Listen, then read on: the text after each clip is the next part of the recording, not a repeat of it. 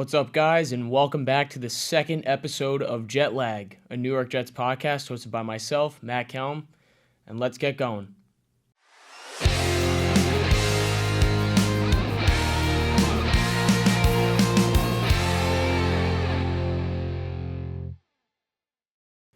All right, guys, welcome back to episode 2, Jet Lag, post-week 12, bye week.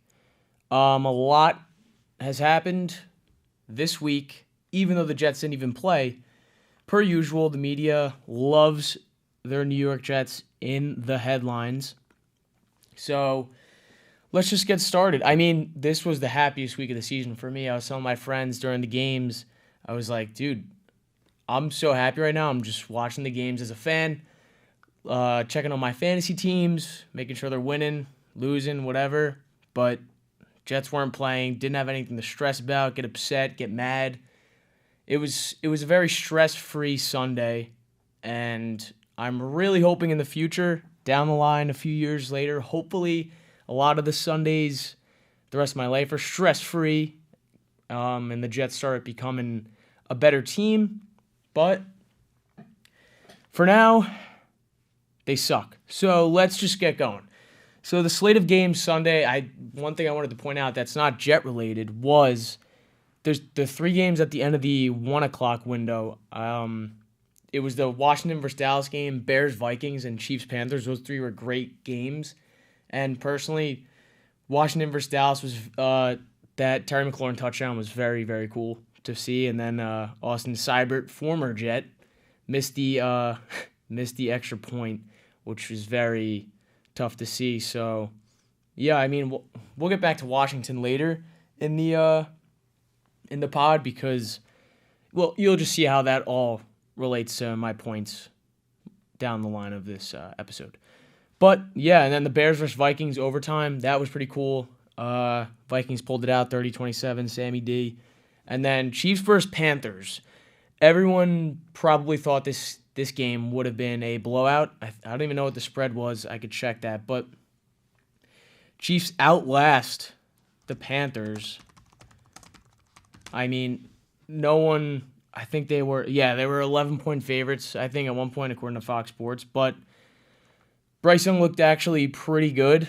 The Chiefs might have downplayed their opponent, but Chiefs hang on. I mean, that's a pretty good game if you're a Panthers fan, to watch, and pretty hopeful to see Bryce Young take a couple strides forward. As for our Jets, no game. I think they play the Seahawks next week. Let me double check that. I'm 99% positive they do. Jets week 13. But yeah, they're home at the Seahawks. I'll be not in attendance. Thank God. But yeah, they play the Seahawks. We'll get to a preview of that eventually down the line. Not today, but in the upcoming episode. I don't know if there will be an episode coming out Thursday, but maybe Friday. We'll get at the end of the pod. I'll get into that. But I just want to get into our first talking point: how I am rooting for the team the rest of the season. I was talking to my buddy that's a Giant fan who I live with. He basically said I might be able to pull up the text, but he was like, I'm just watching the Giants play football. I'm not really, it's like emotionless. And I was like, yeah, I mean, you're not really rooting for them to lose because like you don't want to be that fan who's rooting for your team to lose because you want a better draft pick, but like you won't be mad if they do because they're getting a better draft pick. It's kind of like that. So like I'm not really rooting for them to lose. I'm kind of rooting for my guys. Brees, Garrett, Sauce, Youngins, all those guys, but I'm hoping they play well, finish the season strong, stay healthy, obviously. But yeah, I mean, I'm not rooting for them to lose, but I won't be mad if they do. That's pretty much what I have written down here. It's just watching a football game at this point, a really bad football team playing in a football game, but yeah, and then another point where I'm watching is I'm seeing how Rodgers finishes this season. People forget he's only 11. What is it? This will be his 12th game post Achilles tear, and as a 41 or however old he is, 40-year-old, that's a pretty big deal. And people are kind of he's got 2-3 months under his belt, so Just going to see how he finishes the end of the season. And then, honestly, the draft, I'm kind of focused on... Listen, I'm not rooting for the tank, but if they're going to be bad, I'm going to be looking at Tankathon. So, yeah, I looked at that today because that's what I'm going to be pulling up. So let's just pull it up right now. One sec. Yeah, right here's the draft order 2025 as of right now. Honestly, a lot could change. There is, 6 more weeks left of the season. A lot of divisional games, a lot of head-on-head opponents. You know, the Jets play Jacksonville. The Giants play the Cowboys on Thanksgiving. What else? Yeah, I mean, there's a lot of head-on matchups in these top 12, top 10, whatever it is.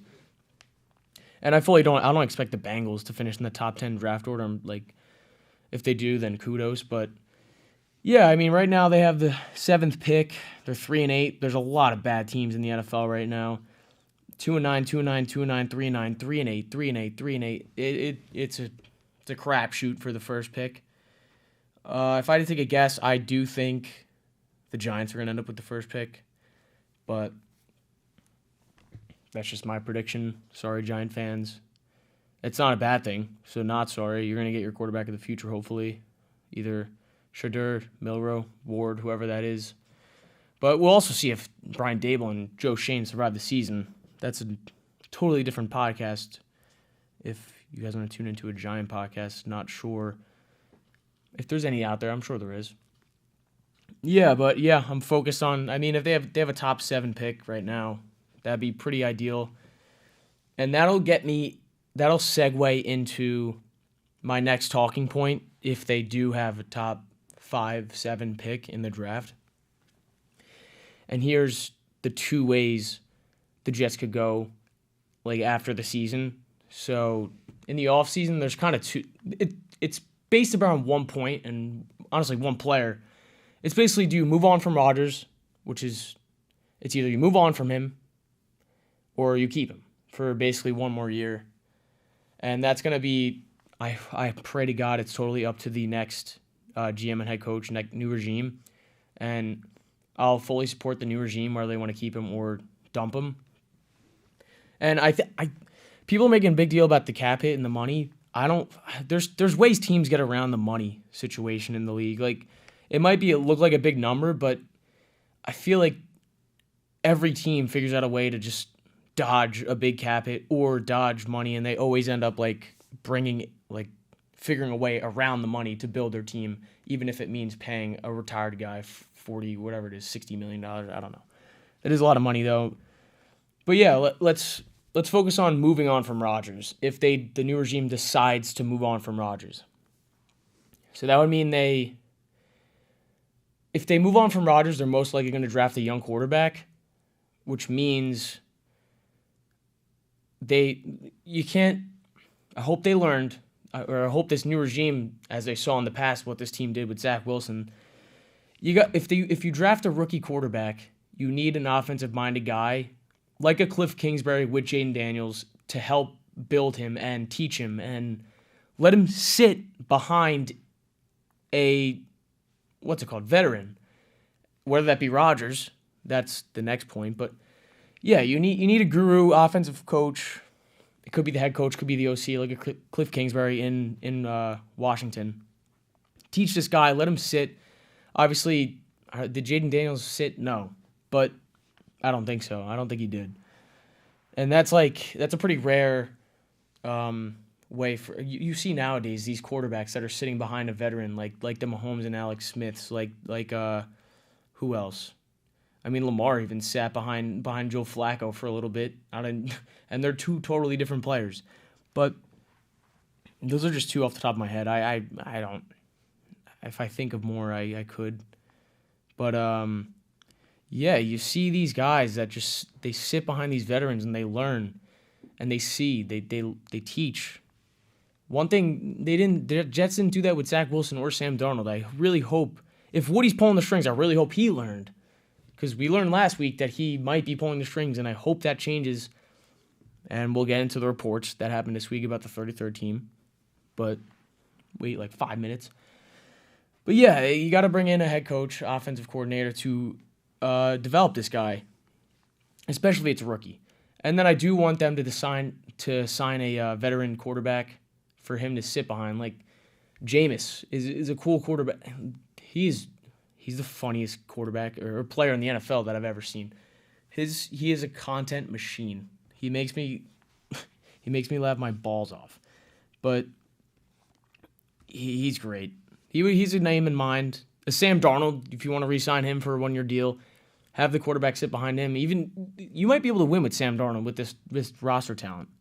So those are just a few names. You got the veterans. Like Matt Stafford might be on his way out of L.A. You could bring in Joe Flacco again. I don't think they're gonna do that, but have this young quarterback sit behind a veteran and learn and develop for at least a month or two. If he's sitting for 8 games, like I'm over the moon. And then if you suck and the veteran that's in is blowing, like just throw him in, see what happens. But I prefer to sit him at least 5, 6, 7 games. But that's option number 1. Sorry, that was a little bit of ramble, if that made any sense. But thank you for hanging in. Yeah, that's moving on from Rodgers. Now, if they decide to keep Rodgers, the new regime, I won't be mad because they're them choosing and they think this is the right way to build this organization up. Listen, Rodgers hasn't even been he hasn't been Aaron Rodgers, who we know him from 10 years ago, like 35-year-old, 30-year-old Aaron Rodgers. But, like, he's still slinging it. Like, I think let's look at his stats. He's not a terrible option. Like, he's not, what is he? He's probably a top 20 quarterback in the NFL right now. But, I mean, and I'll give you my opinion on this, whether they should keep him. I saw something, he's on pace for like 3,500 yards or 3,000 yards and like 26 touchdowns and maybe like 10, 12 picks. Something like that. Take that with a grain of salt, but it's almost his birthday too, December 2nd. He'll be 41. But yeah, right now he has almost 2,500 yards, 17 touchdowns, 7 interceptions. His completion percentage, 63%. He's not terrible. You have Tyrod on the bench. Jordan Travis, I might get into a little bit down later into this podcast, but yeah, he's not having a terrible year, but it's not Aaron Rodgers worthy-esque, where a lot of the fans were hoping you see like Rodgers throw 35 touchdowns and 4,000 yards and 5 interceptions on the year, but we have to taper those expectations because he's a 40-year-old quarterback. He's kind of a fossil right now of himself. Like, he can barely move, but his mobility has gotten better the past few days, and I think he's also played well over the past few weeks as his mobility has gotten a little bit better. I think he's still trying to trust that Achilles tear. He's still 40. But, yeah, there's 2 ways you could keep Rodgers, and then you could either draft best player available, kind of just think this team still win now, draft best player available, like, I don't know, I think Mason Graham's the defensive lineman's name on Michigan, Will Johnson's the corner on Michigan. Those are just a few names that stand out. Will Johnson, if you lose DJ Reed, I think he's going to take a lot of money. I don't know if the Jets will pay him. But, yeah, I in my opinion, yeah, or the other option is you keep Rodgers and then you draft a quarterback too and have him sit behind Rodgers. But you have Jordan Travis kind of learning behind Rodgers too. I guess I'll get into him now.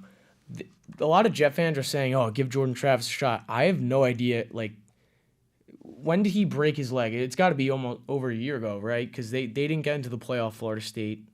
I think it was he broke his leg. It was a crazy injury, and look at that Florida State team now. I don't know how same the roster is from last year, and I don't know if I don't know what happened, but Florida State sucks.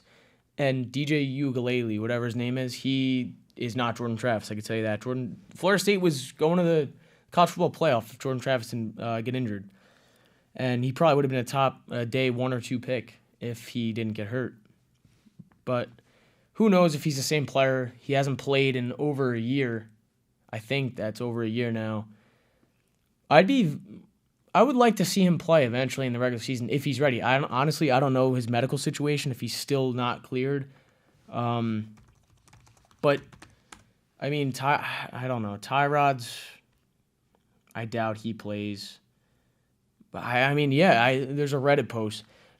This guy goes, with everything else going on, you'd think there would be some mention of Jordan Travis, but I haven't seen an update on him in forever. That's what I'm getting at. Like, no one has talked about Jordan Travis. And they spent a fifth round pick. It's a day 3 pick, but like, you picked a quarterback. Like, maybe give him a shot. Week 17, week 18. Rodgers wants to stay healthy for next year. There's nothing to play for. Give him a shot. Give Tyrod a couple reps. Then, almost like a preseason game. Why don't you let Tyrod play a half and let Jordan Travis finish? You're gonna play meaningless games if you suck, but get something out of it. Maybe Jordan Travis comes in and lights it up, and then you're like, oh shit. We don't need to draft a quarterback. We might have something here, which would suck because then it's like, that's usually how it goes with the Jets. The kid looks good for a game and a half, and you're like, oh shit, this kid might be something. And then you won't draft the quarterback, and then he sucks next year, and then you're back to square one. You need a quarterback. Hopefully that's not the case. Hopefully he's just gross, and hopefully he eventually gets his shot because I would love to see that. He is a mobile kid. I don't know how much mobility he has left. He's still young. And I do think they will eventually give him a shot. And I'd love to see him play. But, yeah, and then there's all that bullshit that Rodgers is like, they're going to put him on IR and not rest him so they could get rid of him or whatever and let Tyrod play. I don't know how true that is. I think that was Diana Rossini reported that, but now she, like, retracted it or something.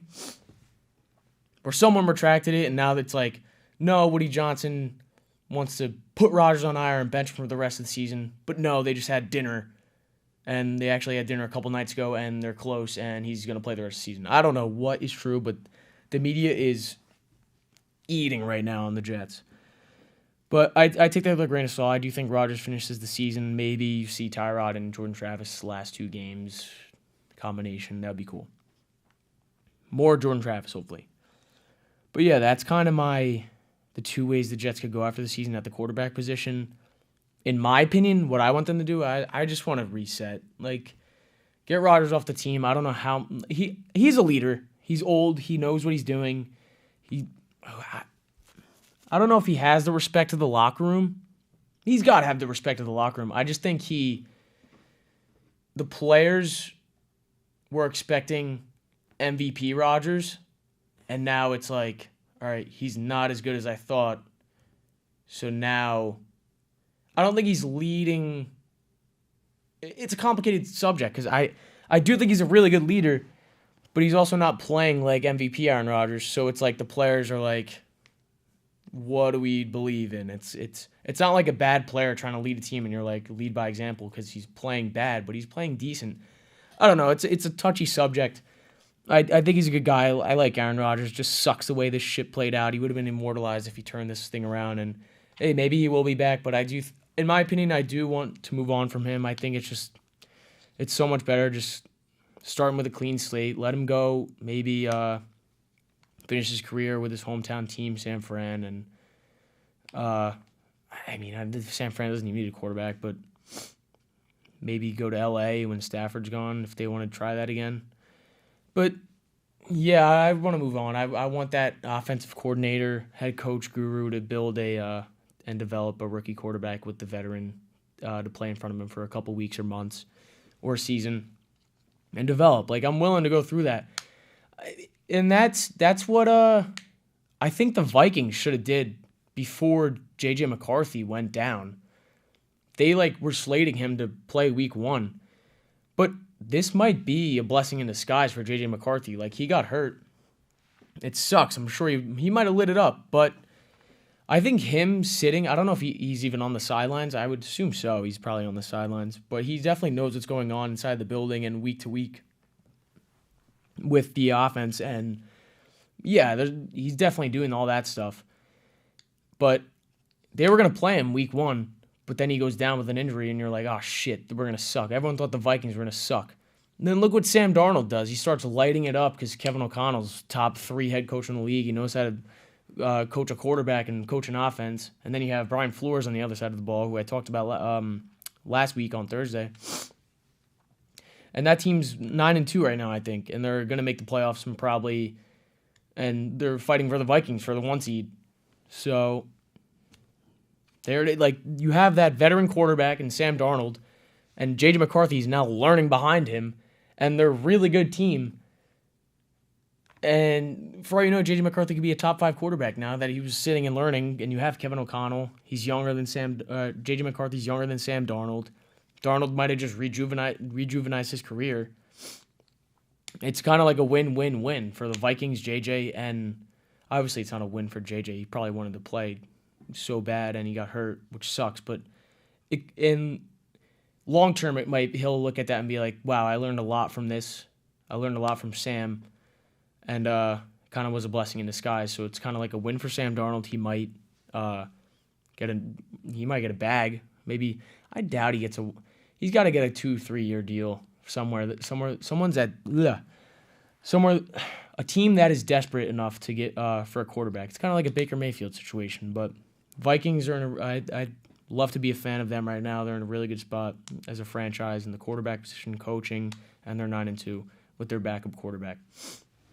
So that's like an ideal situation for the Jets, and yeah, so that's kind of where I'm at. I want a clean slate. Give me the rookie-veteran combo with a new head coach, offensive coordinator. But let's get into – sorry, that was a lot. Maybe a lot of rambling, but that kind of gives you an idea of where my thoughts are for the quarterback, the offense, kind of what I want to do with Rodgers. But, yeah, let's get in. Even though the Jets were on bye, there were still a bunch of reports, but – it was a stress-free Sunday, like I said. Let's pull those up. I got to go on my X account. I bookmarked them. Yeah, I think there were like 3. How do you look at bookmark? I think there were like 3 really main. Nah, I think it was 2. Let me see. Oh, there's kind of 3, but 2 main points that kind of popped up in the media. It was Diana Rossini reports, it appears increasingly likely that the Jets will place Aaron Rodgers on IR or bench him over the next few weeks. Kind of went over that before, but that was one of them. I already went over that. But this was today at around, I think it was 11. I see Jets are retaining the 33rd team to support, this is from Schefter. Jets are retaining the 33rd team to support them on their upcoming general manager and head coaching searches. Former Jets general manager Mike Tannenbaum and Vikings general manager Rick Spielman will lead the project for the NFL technology and media company. The 33rd team will provide its data analysis and experience to assist the Jets in their search for new leadership. So yeah, I saw that. I have no idea what the 33rd team is. So I didn't even do research. I kind of just looked at the comments, and Jets Twitter was kind of mixed. But yeah, I mean, it's like people. I saw this on Twitter. I think it was Will Parkinson who tweeted it. He said, Jets, it's a lose-lose. Woody doesn't hire an outside source to look for a new head coach, GM, new regime. He gets shit on. But now he hired these people, the 33rd team, and now he's even getting more shit on. He's like, well, what are the Jets doing? Everyone on Twitter. Listen, it might not be the right company or people to help you look for a head coach or GM, and I don't know. Maybe for all I know, I just know Mike Tannenbaum was Jets general manager, and Rick Spielman's the Vikings general manager. And something that came up, Adam Gase is also working for 33rd team. So that's a red flag, but I'm joking. But yeah, I'm happy they went outside the organization to help them hire a new GM and head coach. I think that's important. But will they do a good job? I mean, it's providing data analysis and experience to assist. Well, I mean, who knows? Who knows if they'll get it right? I think it's good that Woody went outside for the organization. I don't know who they're really targeting, but I kind of went over my GM wish list last week, and I don't know. I really don't know. It's kind of just like a whatever headline. It doesn't matter until they get the head coach and GM, but we'll see what happens. Who knows? I'm really hoping they get their. I don't even know when you could start interviewing head coaches and GMs, but I think it's like the playoffs because you always see like they have these head coaches do interviews before their games. It's really weird to me. And then another talking point. I totally forgot to mention Rex Ryan last week going over head coaches. That probably shows my opinion on it. I don't want Rex. I think what happened in the past happened in the past. And dude, like this guy would convince me to run through a wall for him. Like I think he like posted like a clip on Twitter or no, he was on Barstool or doing an interview or something and he was like, he made me like almost be like, all right, I'm back. Rex, bring in Rex as the head coach, but like it didn't work out. Listen, if they hired him, it wouldn't be. I don't think it would be the worst thing in the world. I don't think it would be good. I don't think it would be good. But I don't think it's the worst. I think the worst would be bring in a no-name guy that we've never seen before. But yeah, listen, Rex is kind of, he wants it.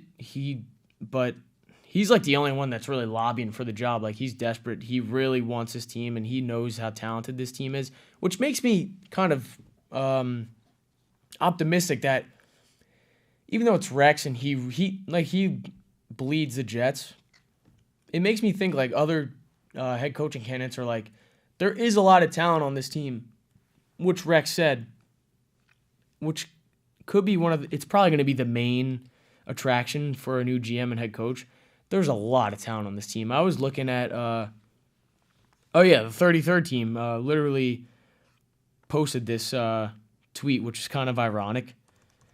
It said like all the Jets young guys under like 25, like a couple hours after. Let me try and find it. A couple hours after it was announced that they were leading the Jets GM and head coach search. Yeah, 8 hours. So it goes. Yeah, it goes. They quote tweeted actually the Schefter tweet. Jets are retaining the 33rd team to support them on their upcoming general manager and head coaching tweet. And then they go, the next Jets front office will inherit a talented core in New York. It's kind of like, you're like, oh, who wants this job? Look at all these young players in this draft capital. They're literally like begging someone to come and coach this team. But as I read the names, I'm like, all right, there is a lot of pretty young pieces, young core that are under contract to play through at least next year. And you got Breece Hall, Garrett Wilson. I'm going to read their ages, too, because it's actually very astounding.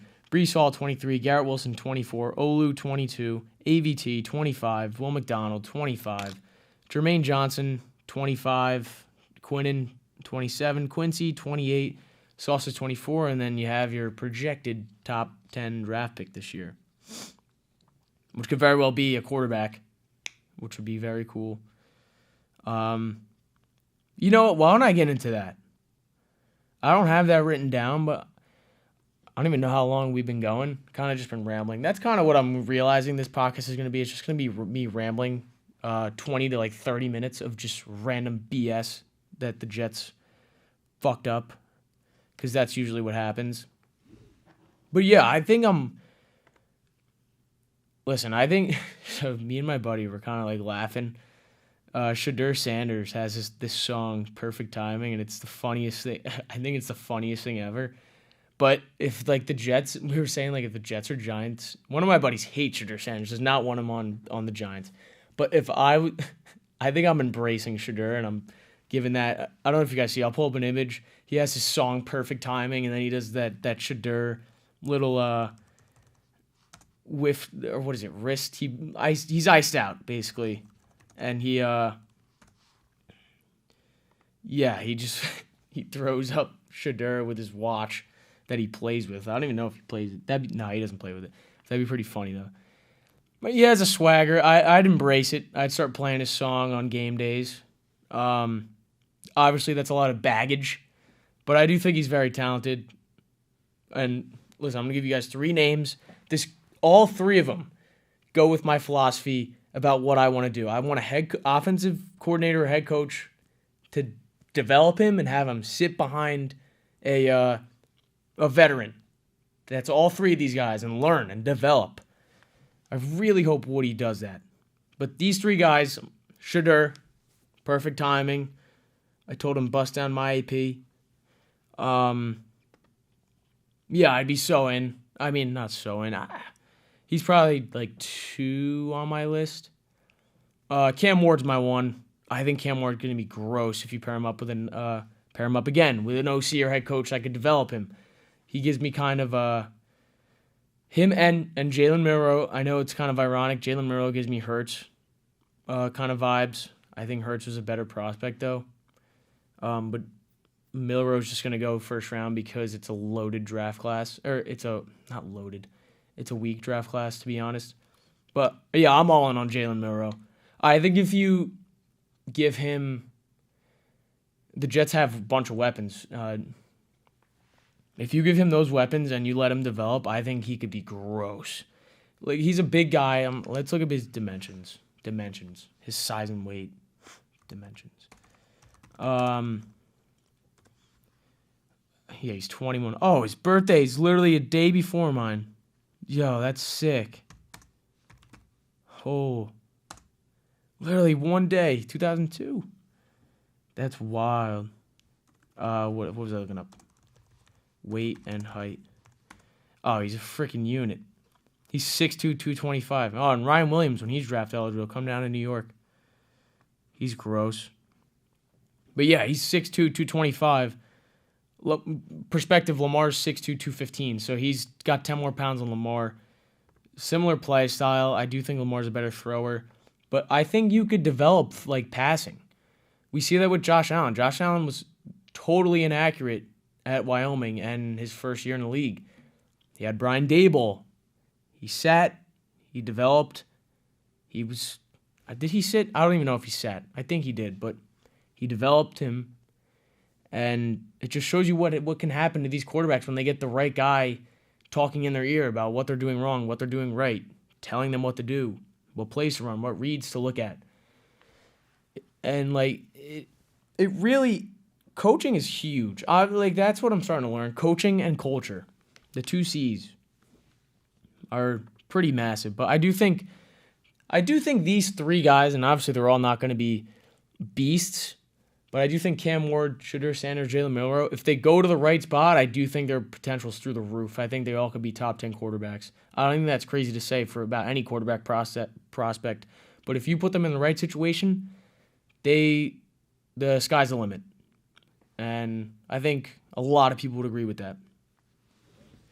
But yeah, I don't even know how long I've been going, but I think that's it. I'm going to wrap it up. Today was kind of like a short episode. Is it short? It might have been longer. I don't know. I was rambling. But usually today would be kind of going over the game, about what happened yesterday. Today's Monday, so we would be going over what happened on the game yesterday. So next week, this time, we will be going over Jets Seahawks. Yeah, I mean, today was just kind of a whatever day, kind of BSing about Rodgers, all these crazy headlines again. It's going to be the rest of the season with all these headlines. Until the Jets get their shit together, they will be the laughingstock of the media. So and I think I saw something. The media, some of these beat reporters have more news, but they just didn't want to drop it all at once and be a complete bombshell. They're going to spread it out over a long period of time. So there's even more shit that probably hasn't even been leaked yet because the media wants to get their spotlight as long as possible as they can throughout the season. And if that's true, I'm really excited to see what else comes out of this building. But yeah, as for the next episode on Thursday is Thanksgiving.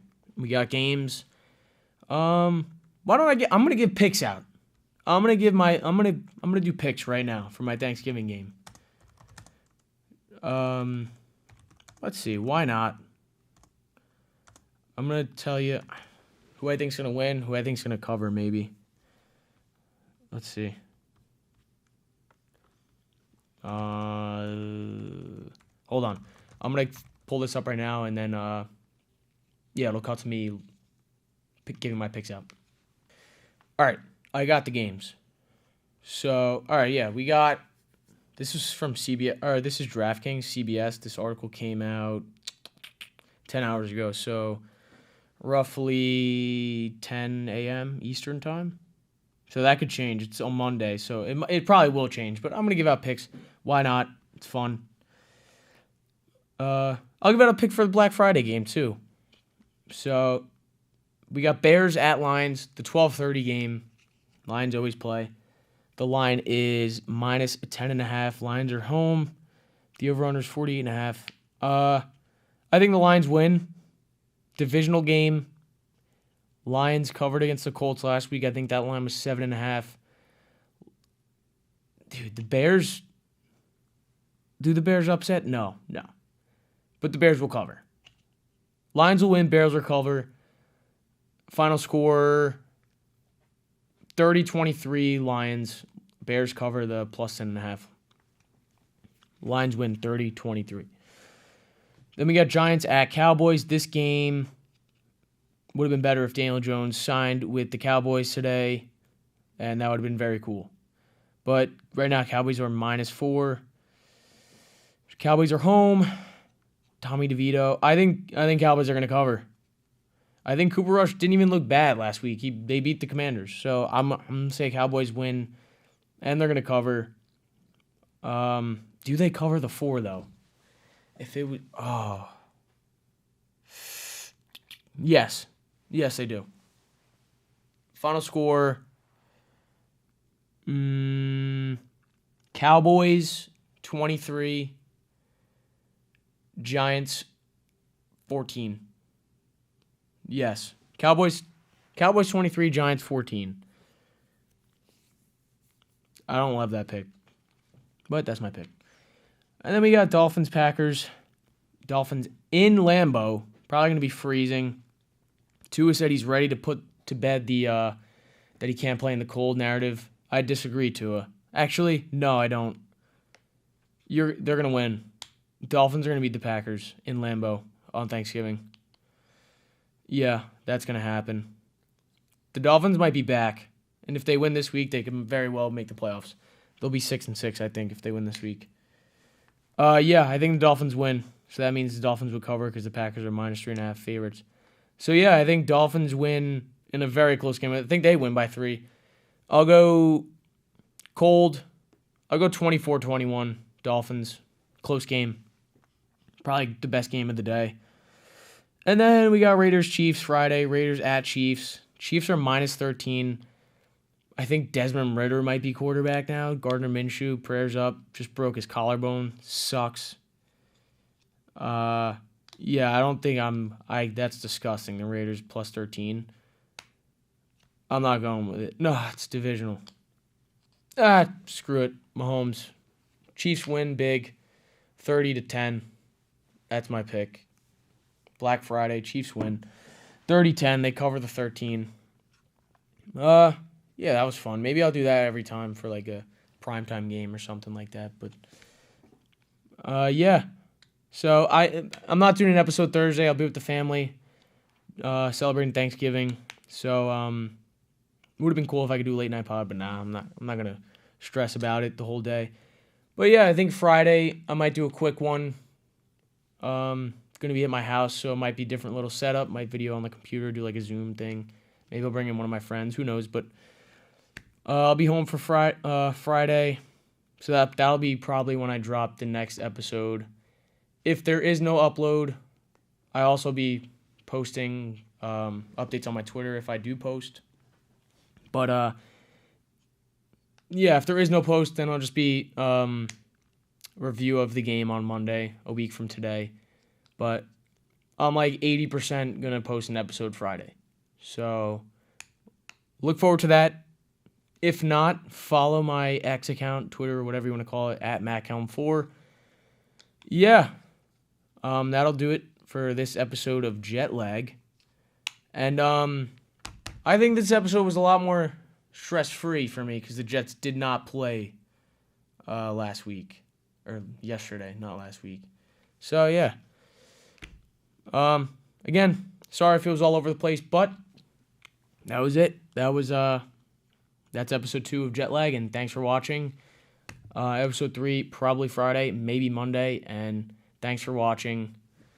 See you Friday or Monday.